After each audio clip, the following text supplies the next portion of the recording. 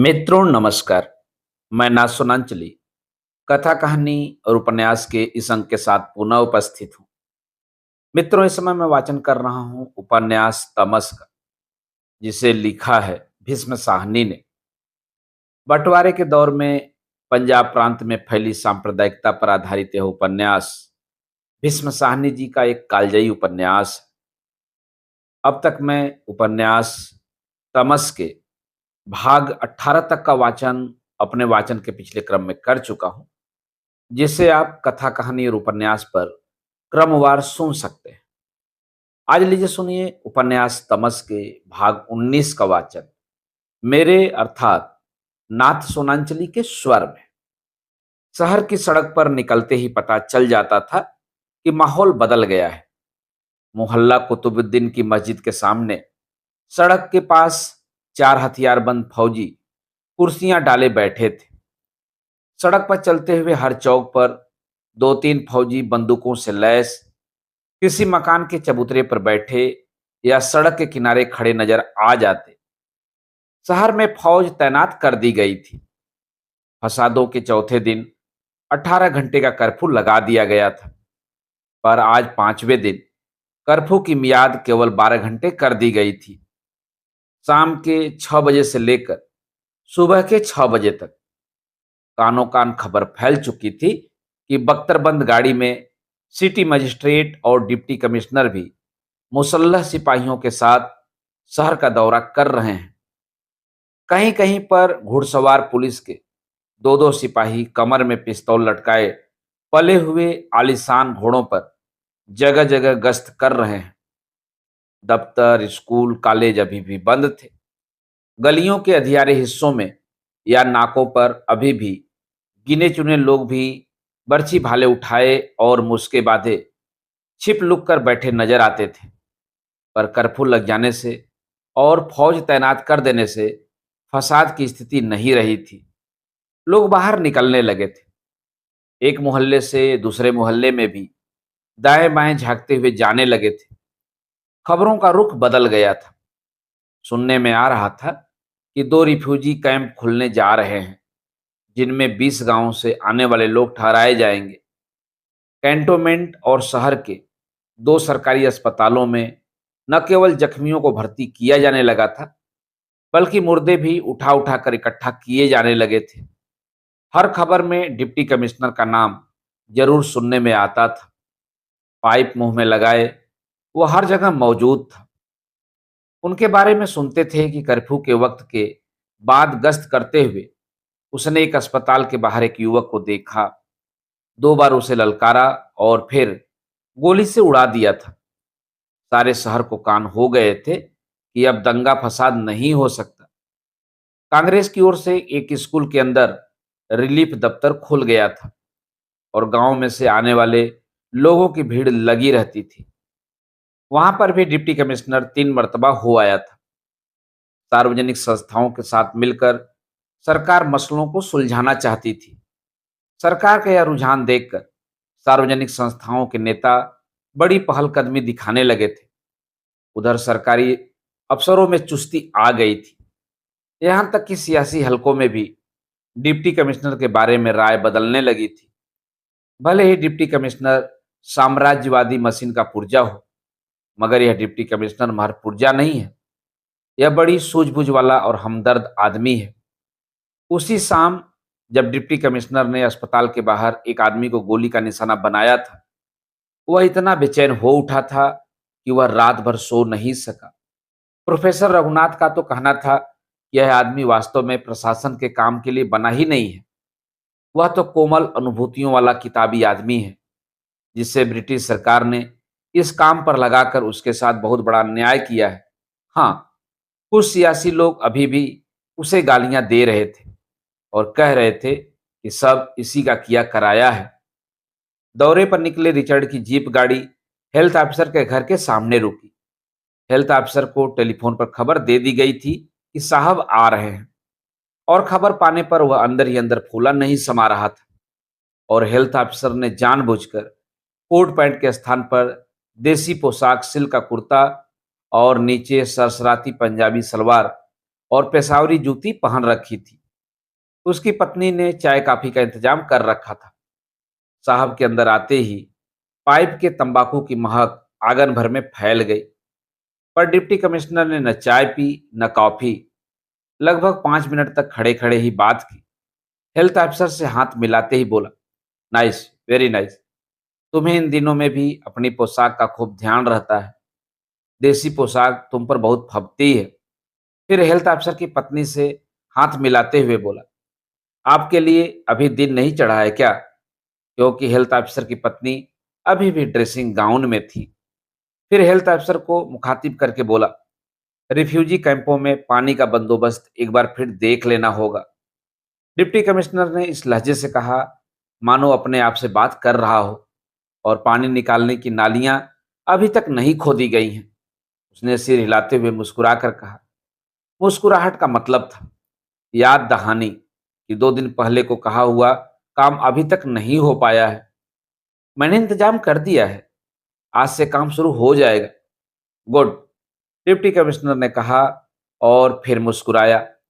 जिस गांव में औरतें और बच्चे कुएं में कूद गए हैं, वहां पर बीमारी फैलने का डर है, वहां आपको जाना चाहिए।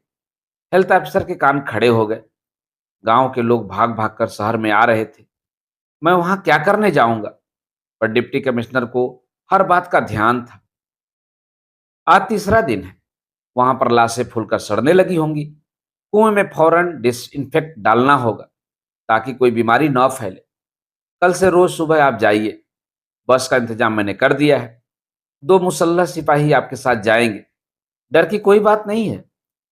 डिप्टी कमिश्नर का हाथ न केवल शहर की नब्ज पर था, बल्कि जिले भर की नब्ज पर था। हेल्थ ऑफिसर की पत्नी इस बीच कपड़े बदलकर और जूड़ा बनाकर चुस्त दुरुस्त बनकर आ गई। उसने चाय कॉफी का फिर से आग्रह किया तो डिप्टी कमिश्नर मुस्कुरा दिया। There will be time for tea, Mrs Kapoor, but not no, thank you. फिर उसी तरह अपनेपन के स्वर में बोला, वेल, आपको भी थोड़ी मदद करनी होगी। रिफ्यूजी कैंप में 2000 खाटें तो आज पहुंच जाएंगी, लेकिन कपड़ों वगैरह का थोड़ा इंतजाम करना जरूरी है। एक छोटी सी स्त्रियों की रिलीफ कमेटी बन जाए तो अच्छा काम हो सकता है।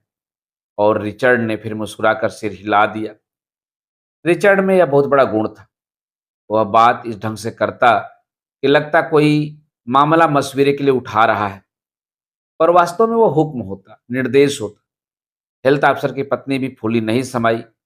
डिप्टी कमिश्नर की पत्नी के साथ काम करने का मौका मिलेगा, इससे बढ़कर क्या चाहिए? पर पेशतर इसके कि वह कोई जवाब दे। रिचर्ड हेल्थ ऑफिसर को साथ लिए ड्योढ़ी लांघकर बाहर जा चुका था। मुर्दों के जलाने के बारे में तुम क्या सोचते हो? मैं समझता हूँ यह काम म्यूनिसिपल कमेटी की तरफ से किया जाना चाहिए, और आम लोगों को इसकी खबर देना जरूरी नहीं है। इससे तनाव फिर बढ़ सकता है। हेल्थ ऑफिसर 100% सहमत था। पहले से ही ऐसा किया गया है। गड्ढों में फेंको और जला दो। अब एक एक की अर्थी उठने लगे तो फिर तनाव बढ़ेगा। हेल्थ ऑफिसर ने डिप्टी कमिश्नर की हाँ में हाँ मिलाते हुए कहा। फिर धीरे से बड़बड़ाया, पहले एक दूसरे की मारकाट करते हैं, फिर सरकार से इस बात की आशा भी करते हैं कि सरकार उनके मुर्दों को भी ठिकाने लगाए। डिप्टी कमिश्नर ने कनखियों से हेल्थ ऑफिसर की तरफ देखा। क्षण भर के लिए वह ठिठक सा गया, फिर मुस्कुरा दिया। Well, let's it's going, no time to waste, और सिर हिलाकर जीप में सवार हो गया। 10 मिनट के बाद वह रिलीफ कमेटी के दफ्तर में, जहां शहर के चीदा चीदा लोग इकट्ठे हुए थे, सरकार की रिलीफ संबंधी योजना का ब्यौरा दे रहा था। बाजार खुल गए हैं। कोयले की 4 वैगन रेलवे स्टेशन पर मौजूद है। 10 वैगन और मंगलवार तक पहुंच जाएगी। अभी कुछ दिन तक शाम को 6 बजे से सुबह 6 बजे तक कॉप जारी रहेगा। साथ में फौज भी तैनात रहेगी और पुलिस की गश्त भी जारी रहेगी। शहर में से लाशें उठवा दी गई हैं और इनको ठिकाने लगाने का काम सरकार खुद करेगी। पोस्ट ऑफिस आज दोपहर को खुल जाएंगे, लेकिन पिछली डाक को बांटने का काम हाथ में नहीं लिया जा सकता। बड़े पोस्ट ऑफिस में सारी डाक बाहर रख दी गई है। हाँ, रजिस्ट्री, चिट्ठियां और पैकेट बांटे जाएंगे।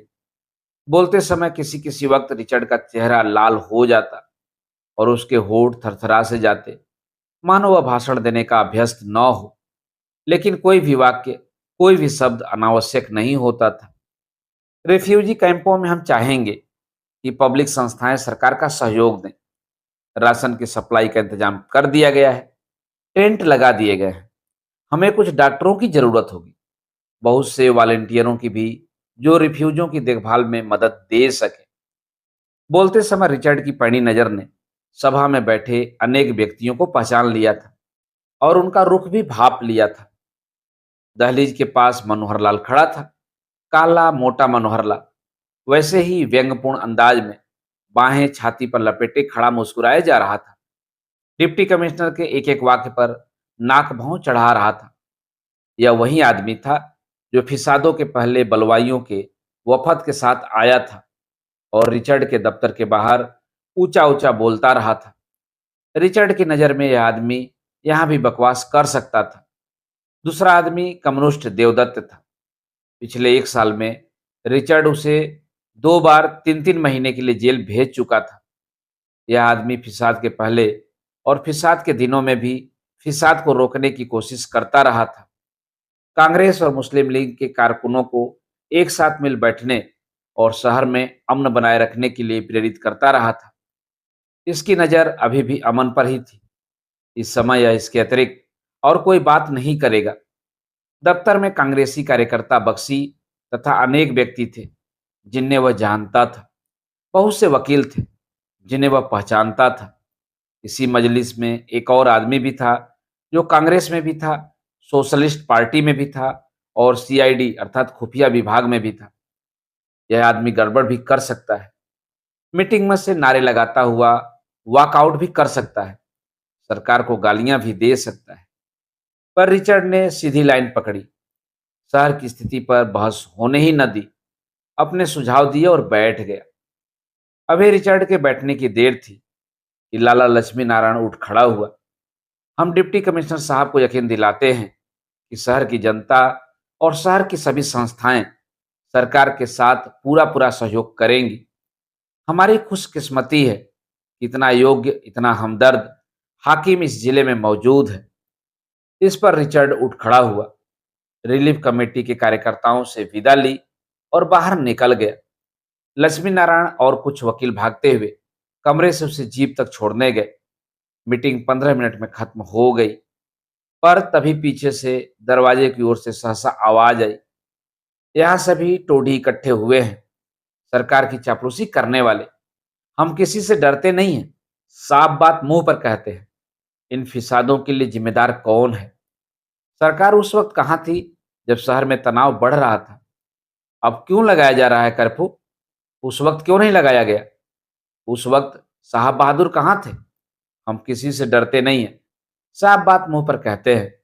मनोहर लाल बोले जा रहा था, पर उस वक्त तक जीप जा चुकी थी। बस बस, अब इन बातों को यहाँ लाने की जरूरत नहीं है। रिलीफ कमेटी के कारकुन उठने लगे थे जब एक सज्जन ने उसके पास से गुजरते हुए कहा, निकाल लो गालियां सरकार को, क्या बना लोगे? इस वक्त सरकार को गालियां देने से तुम्हें क्या मिल जाएगा? ओ बख्शी जी, आप भी ऐसी बात कहते हैं? आप भी अब जाकर चरखा कातिए या गलियां साफ कीजिए। सियासत आपके बस का रोग नहीं है। तू इतना चिल्लाता क्यों है? क्या मैं नहीं जानता कि फिसाद अंग्रेज करवाता है? गांधी जी ने एक बार नहीं 10 बार कहा है। फिर आपने किया क्या है? क्या नहीं किया? मुस्लिम लीग वालों के पास गए हैं कि शहर में अमन रखने के लिए हमारे साथ मिलकर काम करो। डिप्टी कमिश्नर के पास गए हैं कि फौज बैठाओ और फिसाद को रोको। और हम कर ही क्या सकते हैं? और अब जब लोग बर्बाद होकर आए हैं, हमारा क्या फर्ज है? हम उनकी मदद करें या सरकार को गालियां दें? बड़ा आया इंकलाबी, हमने भी बहुत देखे हैं, हमसे न बुलवाइए। बख्शी जी, हम सब जानते हैं, कांग्रेस के मेंबर रिफ्यूजी कैंप में सरकार से सप्लाई के ठेके ले रहे हैं। कहो तो नाम भी बता दो। ठेके ले रहे हैं तो मैं क्या करूं? आप लोगों ने उन्हें कांग्रेस में भी चौधरी बना रखा है। तभी एक कारकुन मनोहर लाल के पास आया और मनोहर लाल की कमर में अपना हाथ देकर उसे वहां से ले चला। छोड़ो यार, हमने बहुत देखे हैं, यहाँ सब तोते बैठे हैं। गांधी जी वर्धा में बैठे हुक्म देते हैं तो यहाँ उस पर अमल होने लगता है, लेकिन खुद वह कुछ नहीं सोच सकते। डिप्टी कमिश्नर को यहाँ बुलाने का क्या मतलब था? पर उसका दोस्त उसे ढकेलता हुआ फाटक तक ले गया। गेट पर पहुंचकर मनोहर लाल ने बड़बड़ाना छोड़ दिया। लाओ, अब सिगरेट तो निकालो, दो कस तो लगाए। और दोनों दोस्त गेट के पास चबूतरे पर बैठ गए। डिप्टी कमिश्नर के चले जाने के बाद बख्शी जी के मन की स्थिति भी कुछ कुछ वैसी ही हो रही थी। फिसाद करने वाला भी अंग्रेज, फिसाद रोकने वाला भी अंग्रेज, भूखों मारने वाला भी अंग्रेज, रोटी देने वाला भी अंग्रेज, घर से बेघर करने वाला भी अंग्रेज, घरों में बसाने वाला भी अंग्रेज। पर जब से फिसाद शुरू हुए थे, बख्शी जी के दिमाग में धूल सी उड़ने लगी थी। बस केवल इतना भर ही बार बार कहते रहे, अंग्रेज फिर बाजी ले गया, अंग्रेज फिर बाजी ले गया। पर शुरू से आखिर तक स्थिति उनके काबू में नहीं आई। जिस बीच रिचर्ड शहर का दौरा कर रहा था, उसी बीच लीजा बोरियत से परेशान हो रही थी। अपने बेडरूम से निकलकर वह बड़े कमरे में आ गई। अलमारियों में ठसाठस भरी किताबें छाती का बोझ बनी हुई थी। लगता समय की गति थम गई है और कुछ भी हिलडुल नहीं रहा है। हर चीज को लकवा मार गया है। अगर कुछ जीवित है तो गौतम बुद्ध और बोधिसत्वों की आंखें, जो अंधेरे कोनों में छल और कपट से भरी असंख्य षड्यंत्रों के जाल बिछाती सी उसकी ओर देखा करती हैं। शाम के वक्त इस कमरे में आते हुए उसे डर लगने लगा था। जगह जगह खड़े बुत उसे विषैले सांपों के सिर जैसे लगते थे। वह खाने वाले कमरे में आई। यहाँ का वायुमंडल कहीं अधिक शांत था। यहाँ फूल थे, मध्यम रोशनी थी। यहाँ बुत न थे, न ही किताबों का बोझ था। यहाँ वातावरण में स्निग्धता थी। व्यक्ति यहाँ सब कुछ भूल सकता था, बहुत कुछ याद कर सकता था। ऐसी रोशनी प्रेम करने के लिए बनी थी, अलसाने के लिए, आलिंगनों और चुंबनों के लिए। लीजा को अपना गला रुद्धता सा महसूस हुआ और आंखों में आंसू चुभते से लगे। अंदर ही अंदर फिर से कुछ घुमड़ने लगा था और धीरे धीरे उसकी बेचैनी बढ़ने लगी। इस कमरे की स्निग्धता भी असह सन्नाटे में बदल गई। सहसा उसके अंदर अकुलाहट से उठी। अपनी सिसकी को दबाती हुई वह उठी और किचन की ओर जाने वाले बरामदे के पास जोर से चिल्लाई, बैरा। दूर कहीं से दीवारों की अनगिनत परतों को लांघती हुई सी आवाज आई, मेम साहब। और कंधे पर झाड़न लटकाए खानसामा ढुलकी चाल चलता हुआ मेम साहब के सामने आकर खड़ा हो गया। 4 बज रहे थे। वह जानता था क्या आदेश होगा। कभी 3 बजे, कभी 4 बजे, कभी 4:30 बजे तक मेम साहब का धैर्य चूक जाता था और वह जिस कमरे में भी होती चिल्लाकर बुलाती थी, बियर लगाओ। ठंडा बियर मांगता और लीजा हल्की सी कराहट के साथ फिर खाने वाले कमरे में लौट गई। लीजा हाउस कोट पहने ही उसके सामने चली आई थी और हाउस कोट की भी पेटी खुली थी। इस सुनसान बियाबान में रहते हुए बियर के अलावा कुछ रह नहीं गया था जिससे इंसान अपनी स्थिति को, अपने आप को भूल सके। रिचर्ड शाम को 8 बजे के करीब लौटा। लिजा नशे में धुत सोफे पर ही पड़ी पड़ी सो गई थी। तिपाई पर बियर की बोतल में अभी भी कुछ घूंट बच रहे थे। सोफे के एक सिरे पर लीजा का सिर लुढ़क कर लटक सा रहा था और उसके बाल उसके आधे चेहरे पर छितरा गए थे। हाउस कोट ऊपर खिसक आया था जिससे घुटने नंगे हो रहे थे। Dam this country, dam this life. Richard सोफे के सामने खड़ा खड़ा बुदबुदाया। अपने घर में पहुंचने पर रिचर्ड दूसरी दुनिया में पहुंच जाता था। घर के अंदर इंग्लैंड की जिंदगी थी, उसकी निजी जिंदगी और उसकी समस्याएं, जिनका बाहर की दुनिया से दूर पार का भी संबंध नहीं था। बाहर की जिंदगी तो धंधा था, असल जिंदगी तो घर के अंदर थी, जो उसकी निजी जिंदगी थी। अलावा उस अध्ययन के जिसमें वह घर और बाहर दोनों को भूल जाता था। वह सोफे के एक सिरे पर बैठ गया और आगे बढ़कर लिजा को गाल पर चूम लिया। अपना फर्ज निभाते हुए औपचारिकता में रात को कभी कभी जिस उत्तेजना और आग्रह के साथ इस देह को बाहों में भरा करता था, इस वक्त यही देह उसे स्थूल और मांसल और अनाकर्षक लग रही थी। लीजा का वजन फिर से बढ़ने लगा था और उसकी आंखों के नीचे गूमड़ बनने लगे थे। बोरियत के कारण लीजा मोटी होती जा रही थी। हर बार घर लौटने पर वह लीजा को इस स्थिति में देखता तो उसका मन खिन्न हो उठता। लीजा, उसने आगे झुककर लीजा के कान में कहा और हाथ बढ़ाकर उसके माथे पर से बाल हटा दिए। लीजा नशे में थी। रिचर्ड ने उसे कंधे से हिलाया। फिर यह देखकर कि लीजा इस स्थिति में नहीं है कि मेज पर बैठकर भोजन करे, उसे उसके बिस्तर पर लिटा देना ही मुनासिब होगा। उसने दायां हाथ लीजा की गर्दन के नीचे दिया और बायां हाथ घुटनों के नीचे, और लीजा को उठाकर कमरे में ले जाने की कोशिश करने लगा। तभी रिचर्ड को लगा जैसे नीचे से लीजा का हाउस कोट गीला हो रहा है, और फिर उसकी नज़र सोफे पर पड़ी जिस पर लीजा की टांगें रही थी। वहां पर सोफे की सीट पर गोलाकार में सोफे का एक हिस्सा गीला हो रहा था। लीजा ने सोफे पर फिर पेशाब कर दिया था। रिचर्ड का मन वितृष्णा से भर उठा। पेशाब की तीखी गंध उसकी नाक में गई। रिचर्ड ने खड़े खड़े ही सिर हिला दिया। कहानी फिर से दोहराए जाने लगी है। अभी लीजा साल भर घर में लंदन में बिताकर आई है। उससे पहले वह उबकर भारत से भाग गई थी। या फिर भाग जाएगी, या तो फिर से चली जाएगी, या फिर मुझे अपनी तब्दीली किसी दूसरी जगह करवानी पड़ेगी। सोफे की ओर देखकर उसे सहसा एक अनोखी सी बात याद आ गई और वह मुस्कुरा दिया।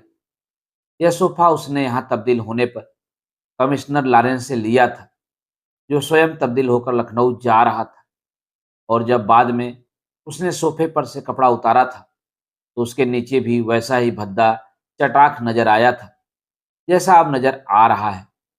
और उसने सुन रखा था कि कमिश्नर की पत्नी भी बोरियत का शिकार थी, और वह भी नशे में या तो रोते रोते या हंसते हंसते सोफे को गीला कर दिया करती थी।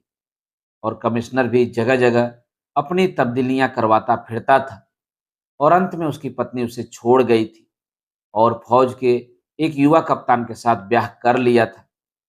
रिचर्ड ने अपनी पत्नी की ओर देखा, फिर सोफे की ओर।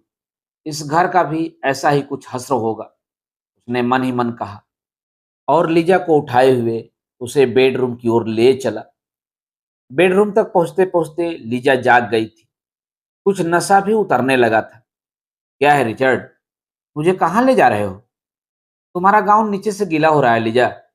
मैं तुम्हें तुम्हारे कमरे में ले जा रहा हूँ। पर लीजा ने उस उत्तर को स्पष्टता ग्रहण नहीं किया। लीजा को उसने बिस्तर के पास रखी, आराम कुर्सी पर बिठा दिया। खाना खाओगी लीजा? खाना? कैसा खाना? रिचर्ड का मन हुआ उसे दोनों कंधों पर से पकड़कर झिझोड़ दे। वो फौरन जाग जाएगी, पर उसने ऐसा कुछ नहीं किया और दोनों हाथ कमर पर रखे उसे घूरता रहा। लीजा ने छितरे बालों के बीच सिर ऊपर उठाया। रिचर्ड, तुम हिंदू हो या मुसलमान? और यह कहकर वह हौले से हंस दी। तुम कब आए? मुझे पता ही नहीं चला। लीजा ने कहा। तुम दिन का खाना खाने आए हो या रात का? रिचर्ड को क्षण भर के लिए लगा जैसे लीजा व्यंग कर रही है कि वह इतनी ज्यादा नशे की खुमारी में भी नहीं है जितनी बन रही है। इस पर वह उसके सामने पलंग पर बैठ गया और उसके बाजू पर हाथ रख कर बोला, आजकल मुझे बहुत काम है लीजा। तुम्हें मालूम होना चाहिए, बहुत काम है। शहर में अनाज की मंडी जल गई है और देहात में 103 गांव जल गए हैं। 103 गांव जल गए हैं और मुझे पता ही नहीं चला। मैं सोई रही और मुझे पता ही नहीं चला। फिर शिकायत के लहजे में बोली, मुझे बता तो दिया होता रिचर्ड, मुझे जगा कर ही बता दिया होता। इतनी बड़ी बड़ी बातें हो गई और मुझे तुमने बताया ही नहीं। सो जाओ लीजा, कपड़े बदल कर सो जाओ। तुम्हें नींद आ रही है। तुम मेरे पास बैठो, मैं अकेली नहीं सो सकती। तुम सो लीजा, अभी मुझे बहुत से काम करना है। इतने गांव तो जल गए रिचर्ड, अभी भी तुम्हें काम है। अब तुम्हें और क्या काम करना है? रिचर्ड ठिठक गया। क्या लीजा व्यंग कर रही है? क्या उसके दिल में मेरे प्रति घृणा पैदा होने लगी है, जो वह इस तरह की बातें करने लगी है? नशे में डूबे हुए सभी व्यक्तियों की तरह लीजा भी जो मन में आता कहे जा रही थी। वह कुर्सी पर से उठी और लड़खड़ाती हुई पलंग पर रिचर्ड से सटकर जा बैठी। फिर अपनी बाहें रिचर्ड के गले में डालकर अपना सिर उसकी छाती पर रख दिया। नहीं, यह नफरत नहीं हो सकती। उसने अनजाने में ही यह वाक्य कह दिया होगा। तुम मुझसे प्यार नहीं करते, मैं जानती हूँ, मैं सब जानती हूँ। फिर रिचर्ड के बाल सहलाकर बोली, कितने हिंदू मरे, कितने मुसलमान मरे। रिचर्ड, तुम्हें तो सब मालूम होगा। अनाज मंडी क्या होती है? रिचर्ड चुपचाप उसकी ओर देखता रहा। उसकी ओर देखते हुए किसी किसी वक्त रिचर्ड के मन में लीजा के प्रति घृणा का भाव भी उठता। जितना ज्यादा वह नशा करने लगी थी, उतना ही ज्यादा वह उसके लिए अनाकर्षक होती जा रही थी, मांस का लोथड़ा बनती जा रही थी। इस तरह का रिश्ता ज्यादा दिन नहीं चल सकता। रिचर्ड की आंखें लीजा के चेहरे पर ठिठक रही। लीजा के प्रति उसकी भावनाएं भी स्पष्ट नहीं थी। इस लड़की से विवाह संबंध बनाए रखें या तोड़ दें, यह सवाल भी अपने कैरियर के संदर्भ में ही सोचा जा सकता था। इस वक्त उसके कैरियर में एक निर्णायक घड़ी आ पहुंची थी, जिसमें एक नाजुक सा संतुलन बनाए रखना बेहद जरूरी था। यह देखना निहायत जरूरी था कि जनता का संतोष ब्रिटिश सरकार के विरुद्ध न भड़के। अभी तक उसने सब काम बड़ी समझदारी और कुशलता से संपन्न किए थे। लोग उसकी ईमानदारी से प्रभावित हुए थे। हर बात सटीक बैठी थी। इसलिए इस समय लीजा को जैसे तैसे साथ बनाए रखना जरूरी था। उसने आगे झुककर लीजा का गाल चूम लिया। सुनो लीजा, रिचर्ड ने उत्साह से कहा, मुझे कल सैयदपुर जाना है। एक कुएं में डिसइंफेक्ट डलवाना है, जहां कुछ औरतें डूब मरी थी। तुम भी साथ क्यों नहीं चलती? उधर से हम मोटर में टेक्सिला की ओर निकल जाएंगे। टेक्सिला का म्यूजियम देख लेंगे। क्या कहती हो? वो सारा इलाका बड़ा सुंदर है। लीजा ने उम्मीदी आंखों से रिचर्ड के चेहरे की ओर देखा। मुझे कहाँ घुमाने ले चलोगे रिचर्ड? मुझे जलते गांव की सैर कराओगे? मैं कुछ भी देखना नहीं चाहती, कहीं भी जाना नहीं चाहती। नहीं नहीं, घर में बैठे रहने का क्या तुक है? अब स्थिति बदल गई है, अब तुम घूम फिर सकती हो। रिचर्ड ने उत्साह का स्वांग बराबर बनाए रखा। अब हम एक साथ घूम फिर सकते हैं। यहाँ का देहाती इलाका सचमुच बड़ा सुंदर है। उस दिन इस सैयदपुर में ही फलों के बाग से गुजरते हुए मैंने लार्क पक्षी की आवाज सुनी। इस मौसम में वहां लार्क पक्षी मिलता है। मुझे नहीं मालूम था कि इस गर्म देश में भी यह पक्षी रहता होगा। मैं हैरान हो गया। और भी तरह तरह के पक्षी मिलते हैं, जिन्हें तुमने पहले कभी नहीं देखा होगा। क्या यह वही जगह है जहां औरतें डूब मरी थी? हाँ वही। कुएं के साथ नदी बहती है और नदी के पार ही फलों का बाग है। एक हल्की सी मुस्कान लीजा के होठों पर आई और वह रिचर्ड के चेहरे की ओर देखती रही। तुम कैसे जीव हो रिचर्ड? ऐसे स्थानों पर भी तुम नए नए पक्षी देख सकते हो, लार पक्षी की आवाज सुन सकते हो। इसमें कोई विशेष बात नहीं है लीजा।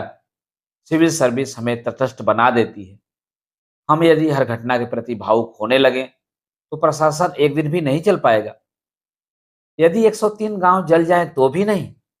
तो भी नहीं, रिचर्ड ने तनिक रुक कर कहा, यह मेरा देश नहीं है। नहीं, ये मेरे देश के लोग हैं। लीजा रिचर्ड के चेहरे की ओर देखती रह गई। मगर तुम तो इन लोगों के बारे में किताब लिखने जा रहे थे रिचर्ड, इनकी नस्ल के बारे में, वही ना? किताब लिखना और बात है लीजा, उसका प्रशासन से क्या मतलब? लीजा को फिर से गुमसुम देखकर रिचर्ड बोला, आज मैंने हेल्थ अफसर की पत्नी से कहा है कि रिफ्यूजियों के लिए सामान इकट्ठा करें। यहाँ पर गांव से आने वाले रिफ्यूजियों के लिए 2 कैंप खोले जा रहे हैं और मैंने उसे यकीन दिलाया है कि तुम इस काम में हाथ बटाओगी। फिर अपने सुझाव को अधिक स्पष्ट करते हुए बोला, रिफ्यूजियों के लिए कपड़ा, रिफ्यूजी बच्चों के लिए खान पान की चीजें और खिलौने तुम इकट्ठा कर सकती हो। इससे तुम्हें घूमने फिरने का मौका मिलेगा। लीजा फिर भी चुप बनी रही। रिचर्ड ने फिर झुककर लीजा का गाल चूम लिया और दाएं हाथ से उसके बाल सहलाते हुए बोला, मैं नहीं रुक सकता लीजा, मुझे बहुत काम है। इस वक्त मुझे अपने दफ्तर में होना चाहिए था। और वह उठ खड़ा हुआ। फिर मिलूंगा लीजा, मेरा इंतजार नहीं करना। और देहात में चलने के लिए सुबह तैयार रहना। हम 8 बजे निकल जाएंगे।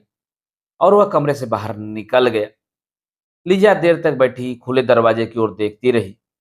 उसके शरीर में सिहरन सी दौड़ गई। कमरा फिर साए सां करने लगा। मित्रों, अभी आप सुन रहे थे उपन्यास तमस के भाग 19 का वाचन मेरे अर्थात नासुरांचली के स्वर में। मित्रों, उपन्यास तमस के आगे के भागों का वाचन आप मेरे वाचन के अगले क्रम में सुन सकते हैं। तो जुड़े रहिए कथा कहानी और उपन्यास के साथ। धन्यवाद। नमस्कार।